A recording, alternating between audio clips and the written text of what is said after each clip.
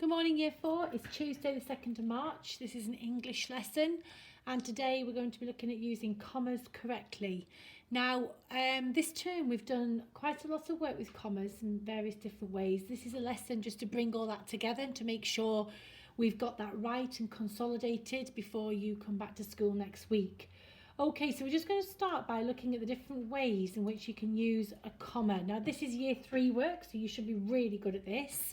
It says to separate items or adjectives in a list. So, for example, you might have something that says his favourite puddings were apple pie, rhubarb crumble and ice cream. And you can see each of those are separated in a list there with commas between.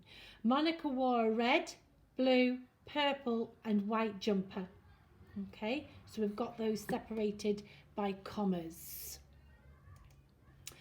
Note that a comma is not normally used before the final item in a list. Okay, so if you note beforehand there, we've got and white jumper there. Okay, so we have the commas and then we have an and at the very end. However, you do have to be careful because it's acceptable to use a comma before the final item if it could cause you confusion. So look at these examples here.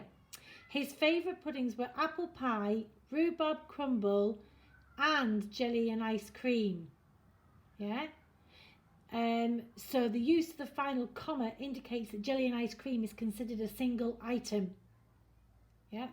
So you can see there jelly and ice cream, they are one. Yeah. And that comma there is telling us that. All right, because that's the listing bit. So just to be careful, you need to clarify that.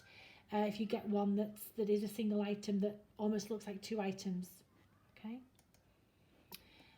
Commas should be used before these conjunctions, for, and, nor, but, or, yet, so, to separate independent clauses that make sense on their own, right? This is different to the other work we've been doing. So look carefully. She was a fantastic cook, comma, but she would never be as good as her mother. So if we got rid of that but, we could write she would never be as good as her mother. That would also make sense on its own. Okay, so it's not like those subordinating conjunctions. He had a toothache, comma, so he rang the dentist. So you do need that comma there for these. We call these coordinating conjunctions. And commas are used to separate a fronted adverbial from the rest of the sentence. So, given the terrible weather conditions, comma, the crew of the yacht were lucky to complete the race. There's our fronted adverbial. And here's another one. As the last ray of sun disappeared, comma, Yasmin crept silently out of the house. Okay, we've done quite a lot of work this term on fronted adverbials and using the comma after a fronted adverbial. This is Year 5 work, but I thought I'd drop it in because some people are already doing this. So I just thought I'd mention it. To indicate parenthesis in a sentence adds information and can be removed without changing the meaning. So, for example, Milan, the cleverest boy in the class, was often late for school. Okay, so if we remove that bit in the middle, yeah, it still makes sense. Milan was often late for school. We've added a bit more information about him. CBBC, which is based in Manchester, is a popular children's TV. So without that bit in parenthesis in the middle, CBBC is a popular children's TV channel. That's fine on its own. Parenthesis adds that little bit more information. And as I say, even though that's Year 5 work, some of you are already doing that in your writing, and that's why I've mentioned it today. Well done if you are. Commas should be used to separate direct speech from the rest of a sentence, and we've done quite a lot of work on this too. So look for the commas in these two sentences, children. Yeah? Martina called Mum, it's time to leave for school. So we've got a comma there because it's closing the speech. We've got a comma here because we always need some punctuation before speech. Yeah? So before it opens again, we need it there. It's time to leave for school, then there's a full stop, closed speech marks, yeah? And so this one, stop right there, comma, the man commanded. This is a private property, okay? So you can see we need it there. You must always have something there in speech, and that's what we were learning a few weeks ago. So good use of a comma. Make sure we put that in. Here's a good one. To separate main and subordinate clauses. This is what we've done quite a lot of. Remember, we've got while you're waiting, comma, you can read a magazine. The comma is there because the subordinating conjunction's at the beginning. Okay? So we need it there. Again, there's a subordinating conjunction at the beginning of the sentence. Although I love football, comma, swimming is my favourite sport. You would not need the comma, remember, if it was the other way round. So if this first sentence read, you can read a magazine while you're waiting, you would not need a comma between them.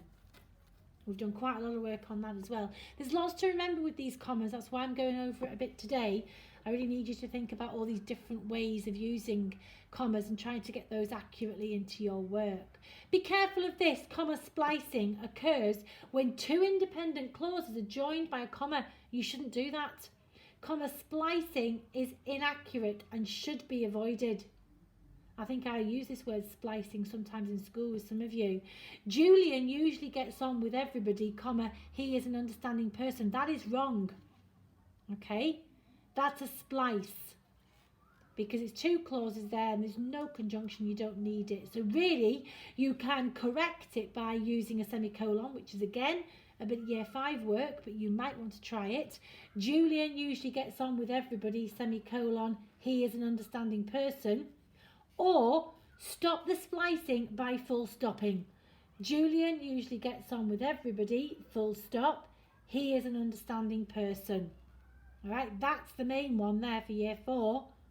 This is one that you might use a bit later in school. Again, some of you might want to try. So your task, you're given some sentences and you're asked to put the commas in them. Okay? And then you're also given a little challenge at the end of that. It's not too tricky, but I do want accuracy and I want you to really be thinking about what you're asked to do in that and where the commas should be. You just need to write the sentence again accurately with the commas in the right place. The challenge is about making your own sentences and putting commas in. So make sure you read that carefully as well. Remember, you can upload to Teams or you can email me. And that is everything for today's lesson, children. Have fun with commas and make sure you use them accurately. See you soon. Goodbye.